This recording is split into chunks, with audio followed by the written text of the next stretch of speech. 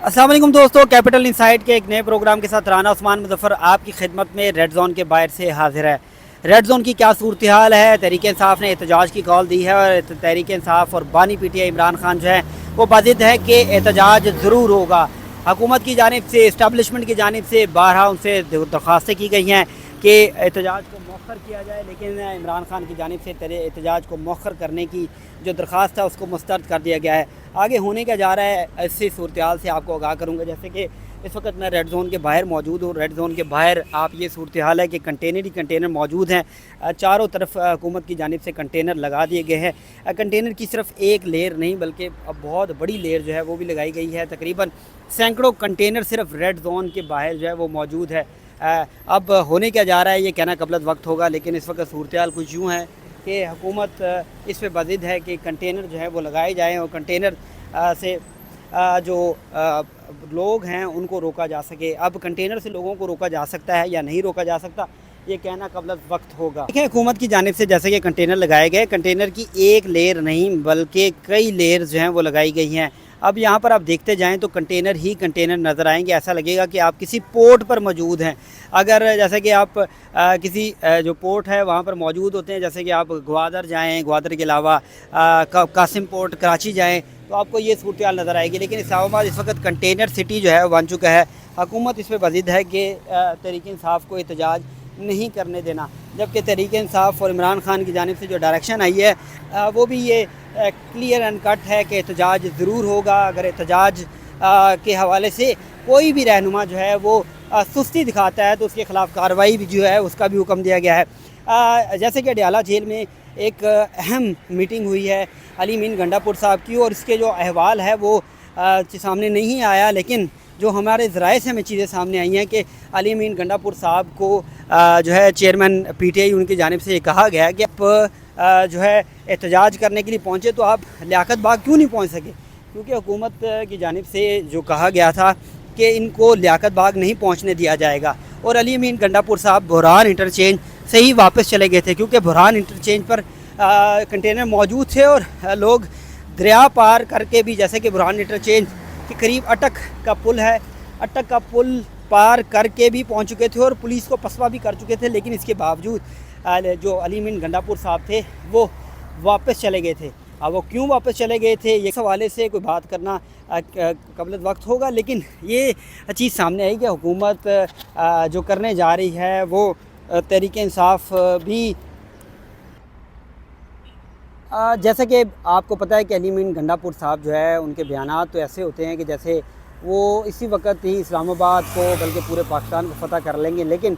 वो दो जगहों पर उनका टेस्ट लिया गया, उनको कहा गया कि आपने पहुंचना है। लाहौर की सूरत हाल आपने देखी कि जब कंटेनर से स्टेज ख़त्म कर दिया गया तो उसके बाद अली मीन गंडापुर साहब पहुँचे, उन्होंने कहा मैं लाहौर पहुँच गया, और उसके बाद वापस चले गए। उसके बाद लियाकत बाग का उनको कहा गया, लियाकत बाग में उन्होंने पहुँचने से कबल ही जो है ये देखा कि कहा कि वो बुरहान इंटरचेंज पे हालात जो थे वो ख़राब हो गए थे, जिसकी वजह से वो वापस चले गए। लेकिन आपको पता है कि ये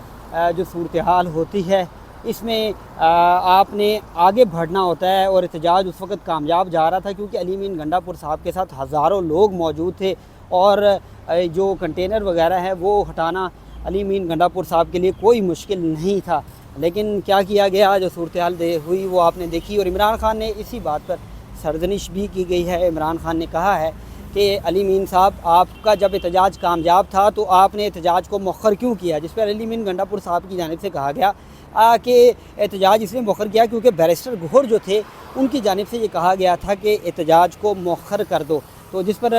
इमरान खान ने सरजनिश करते हुए कहा कि बैरिस्टर गौहर एक बुलज़िद शख्स है, उसको क्यों फ़ारिग नहीं करते। जिस पर जो दूसरे रहनुमा मौजूद थे उनकी जानिब से कहा गया कि अगर बैरिस्टर गौहर को इस टाइम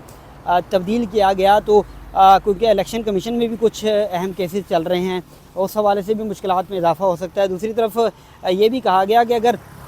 बैरिस्टर गौहर के हवाले से कोई फ़ैसला किया गया तो बैरिस्टर गौहर साहब की बहुत सी कुर्बानियाँ हैं, जिस पर इमरान खान ने कुछ अरसे के लिए इस फ़ैसले को मौखर कर दिया है। लेकिन ये बात बिल्कुल जो है वो ठीक है कि बैरिस्टर गौहर की भी सरजनिश की गई है, अली मीन गंडापुर साहब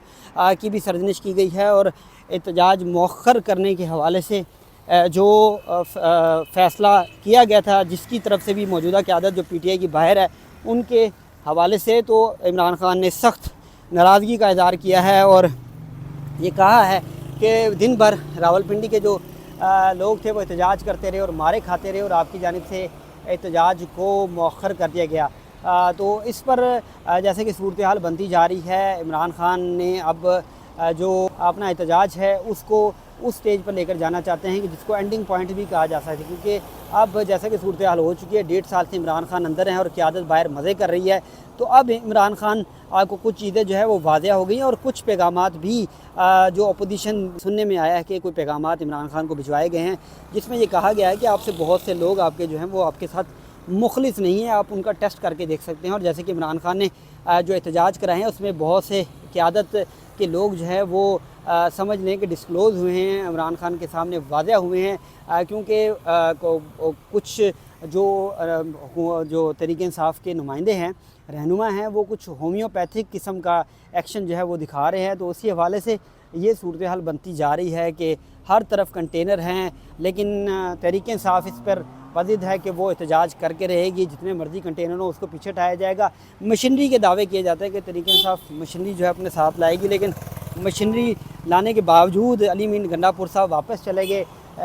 تو یہ جو ہے سوچنے کی بات ہے۔ لیکن اب حکومت جو ہے وہ بھی تیار ہے، ایک طرف حکومت یہ موقف اپنا رہی ہے کہ شنگھائی تعاون تنظیم کے مہمان آ رہے ہیں اور ان مہمانوں کی وجہ سے یہ سیکیورٹی لگائی جا رہی ہے، لیکن آپ دیکھ رہے ہیں کہ یہ تحریک انصاف کے احتجاج کے خوف سے بھی جو ہے یہ